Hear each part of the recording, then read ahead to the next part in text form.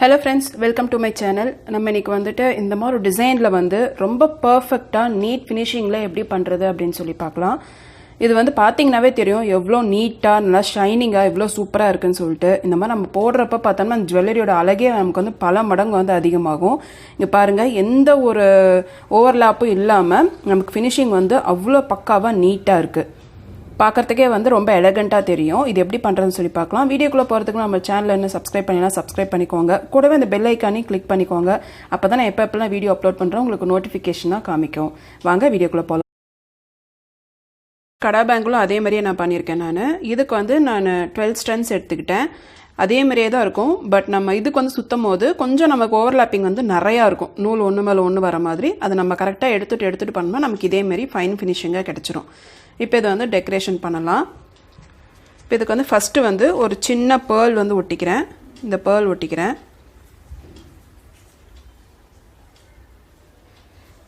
லைட்டாக போட்டுட்டா போதும் க்ளூ.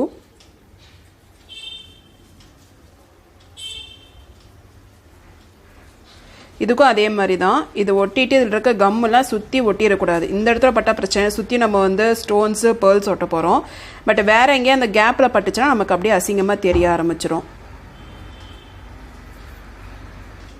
அதுக்கப்புறம் க்ளூ போட்டுட்டு இதை சுற்றி கோல்டு செயின் 1 லைன் போட்டுக்கலாம். இந்த கோல்டு செயின் வந்து இப்படி நசுக்கி விட்டுக்கோங்க.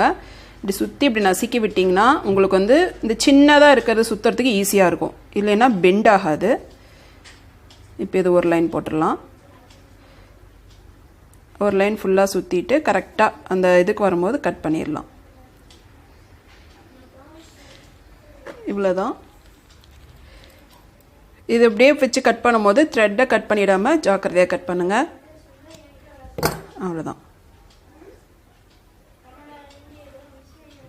திரும்பவும் க்ளூ அப்ளை பண்ணிட்டு இதுக்கு அடுத்த லைன் வந்து ஸ்டோன் லைன் வைக்கிறேன். ஒரு பக்கமாக இருந்து வச்சுட்டு இன்னொரு கையில் வந்து அழுத்தி பிடிச்சிக்கோங்க. இந்த கை மறுபடியும் இங்கே படாத மாதிரி பார்த்துக்கோங்க. ஏன்னா கண்டிப்பாக க்ளூ ஒட்டியிருக்கும். அழுத்தி பிடிச்சிட்டே சுற்றும் போது நமக்கு வந்து கலையாமல் இருக்கும்.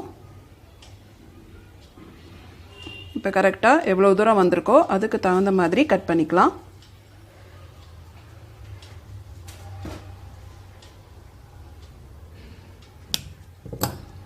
இது கட் பண்ணிவிட்டு ஜாயின் பண்ணி விட்டுருங்க.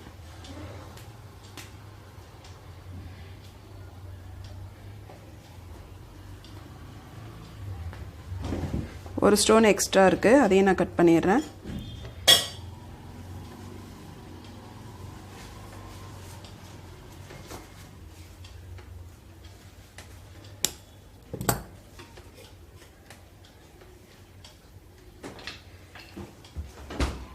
இந்த மாதிரி ஒட்டிக்கோங்க. மறுபடியும் சுற்றி ஒரு லைன் க்ளூ போட்டுட்டு ஒரு லைன் வந்து கோல்ட் செயின். இதை அழுத்தி பிடிச்சிட்டு சுற்றுங்க. அப்படியே விட்டிங்கன்னா செயின் வந்து டக்குன்னு நகுந்து போய் மற்ற இடத்துல வந்து பட ஆரம்பிச்சிடும். அதில் அந்த கம் ஒட்டி இருக்கிறதுனால இதையும் கட் பண்ணிடலாம். இப்போது இதை சுற்றி ஒரு பேர்ல் லைன் கொடுத்துடலாம்.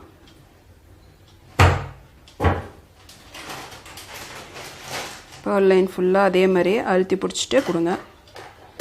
கொடுத்துட்டு இதுவும் கரெக்டான சைஸில் கட் பண்ணிவிடுங்க. இது வந்து ஃபினிஷ் பண்ணியாச்சு. இதே மாதிரியே இன்னும் 3 பக்கம் இதுக்கு ஆப்போசிட்டில் இந்த சைடு இந்த பக்கம் எல்லா சைடும் நம்ம வந்து ஒட்டிடலாம். ஒட்டிட்டோம்னா நம்மளோட பேங்கிள் வந்து ரெடி ஆகிடும். நான் ஒட்டிட்டு காட்டுறேன் பாருங்கள். இப்போ ஃபுல்லாக நான் 4 பக்கமும் ஒட்டிட்டேன். ஒரு கைக்கு ஒரு செட் ஃபுல்லாக நமக்கு இப்போ வந்து ரெடி ஆயிடுச்சு. வீடியோ வந்து யூஸ்ஃபுல்லாக இருந்தது, பிடிச்சிருந்தது அப்படின்னா நம்ம சேனல் வந்து சப்ஸ்கிரைப் பண்ணிக்கோங்க. கூடவே இந்த வீடியோவுக்கு வந்து ஒரு லைக் கொடுங்க. உங்களுக்கு இந்த மாதிரி செட்ஸ் வந்து வேணும் அப்படின்னா இன்பாக்ஸ் பண்ணுங்கள். இதே மாதிரி கலர்ஸ் வேறு கலர்ஸில் கூட நம்ம வந்து ஆர்கனைஸ் பண்ணிக்கலாம், கஸ்டமைஸ் பண்ணிக்கலாம் உங்களுக்கு தகுந்த மாதிரி. தேங்க்யூ.